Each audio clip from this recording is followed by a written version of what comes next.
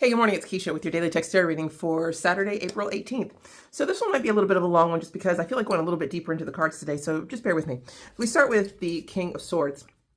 Now, first thought on the King of Swords is we have come to this position of power from, paying attention to and being really involved in our own inner transformation. Like this seat of power is built on transformation and following your intuition. And that he's draped in this, this blue robe. It's like there's a lot of water involved, but it's also grounded. What's also interesting is the juxtaposition. Sorry, there's a mosquito.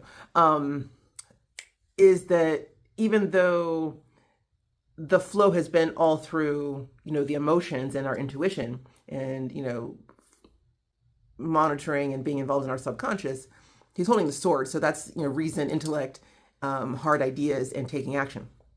So it's between those the combination of the two, being both the spiritual and the practical, that we've been able to ascend to this seat of power.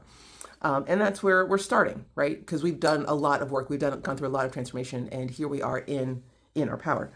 And then we follow by the Five of Wands. This is in this case, it's going to be the conflict of the ego, where we're still battling some sense of doubt, some sort of fear of really stepping in and owning that power.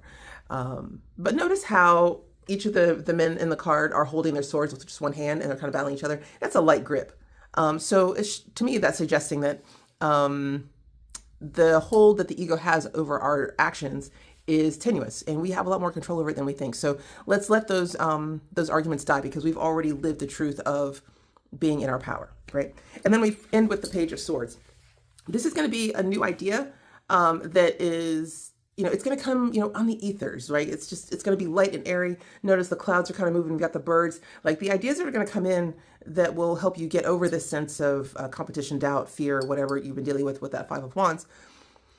It's going to be very light when it comes in. It won't be a hard thing. It won't be something that obviously hits you in the head. You're going to have to just be aware, right? Just listen carefully. When you're in your shower, you have these thoughts, write them down. When you have a dream at night, wake up in the morning, write things down.